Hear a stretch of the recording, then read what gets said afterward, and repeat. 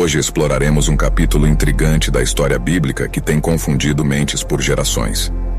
Desvendaremos o mistério entrelaçado com símbolos e significados ocultos.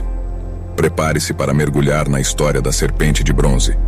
Uma serpente de metal erguida em meio ao deserto, capaz de curar e transformar.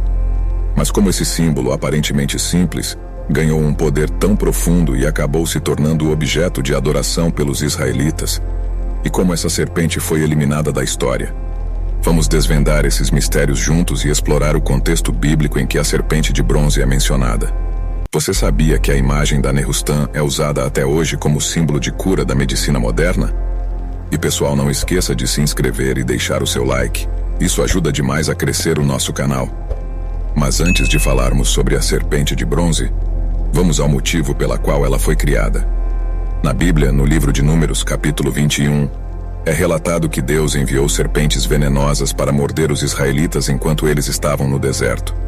Essa passagem está inserida no contexto das várias provações e desafios enfrentados pelos israelitas durante sua jornada pelo deserto em direção à Terra Prometida. Antes do episódio das serpentes venenosas, os israelitas frequentemente reclamavam e murmuravam contra Deus e Moisés. Eles expressavam descontentamento com a comida e a água no deserto, questionando a liderança divina. O envio das serpentes venenosas é visto como uma consequência desses atos de rebelião e ingratidão dos israelitas. A história da serpente de bronze começa com um episódio descrito em Números 21, versículos 8 e 9. Na época, o povo de Israel estava viajando pelo deserto em direção à Terra Prometida, quando Deus enviou uma praga de serpentes venenosas que começou a atacar. Em meio a esse caos, Moisés, um líder sábio e escolhido por Deus para guiar o povo de Israel, viu o sofrimento de seu povo e clamou a Deus por orientação e ajuda. Em resposta a esse clamor, Deus instruiu Moisés a criar algo que iria além do senso comum, algo que serviria como um símbolo de cura e redenção. Sob a orientação divina, Moisés tomou um pedaço de metal e esculpiu uma serpente de bronze. Essa serpente foi posteriormente chamada de Nehustan. Ele moldou com cuidado os contornos, capturando a essência das serpentes que traziam a doença e a morte. Quando a serpente de bronze finalmente tomou forma, Deus instruiu Moisés a erguê-la em um poste alto, onde todos pudessem ver. A notícia se espalhou rapidamente pelo acampamento e os israelitas se reuniram, olhando com esperança e expectativa para a serpente de bronze elevada no alto. À medida que olhavam para ela, algo notável aconteceu. Aqueles que haviam sido mordidos pelas serpentes venenosas e estavam à beira da morte sentiram um calor reconfortante percorrer seus corpos. Uma sensação de alívio e cura começou a se espalhar, substituindo a dor e o veneno. A serpente de bronze não era apenas um pedaço de metal. Era um símbolo de confiança e fé no Deus que havia operado esse milagre. Era um lembrete de que, mesmo no deserto árido e cheio de perigos, Deus estava presente, ouvindo os clamores de seu povo e oferecendo uma maneira de redenção. Nehustan se tornou um ponto de referência na jornada dos israelitas. Ela simbolizava a conexão entre a obediência de Moisés, a intervenção de Deus e a confiança do povo em busca de cura. Com o tempo, Nehustan não apenas curou feridas físicas, mas também tocou corações e almas, lembrando a todos que a esperança e a redenção eram possíveis mesmo nos momentos mais sombrios. No entanto, com o passar do tempo, Nehustan começou a ser um objeto de adoração.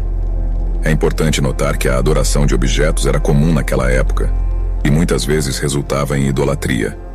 Embora a serpente de bronze fosse originalmente uma criação divina e destinada a ser um meio de cura, ela acabou se tornando uma fonte de adoração para muitas pessoas e acabou sendo associada a um deus pagão. A história da destruição de Nehustan é mencionada em 2 Reis capítulo 18, versículo 4. Ezequias era um rei justo que buscou reformar a religião em Judá e eliminar a idolatria. A serpente de bronze que Moisés havia feito sob instruções de Deus para curar os israelitas das mordidas das serpentes venenosas, eventualmente se tornou um objeto de adoração em Israel.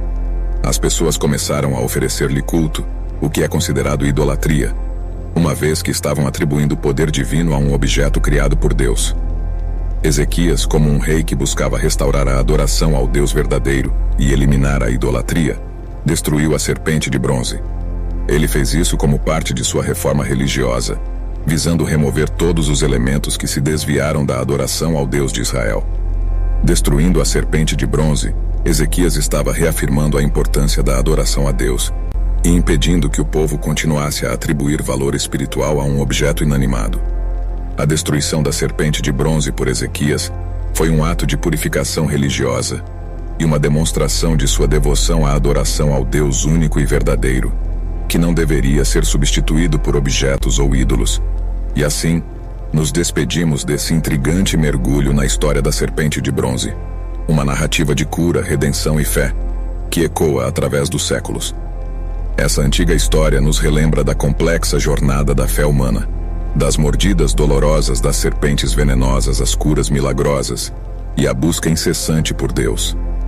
Na essência dessa jornada, encontramos uma verdade atemporal. Deus é a fonte inabalável de esperança, cura e redenção. Seja nas adversidades do deserto ou nas vitórias do presente, Ele permanece como a luz que guia nosso caminho.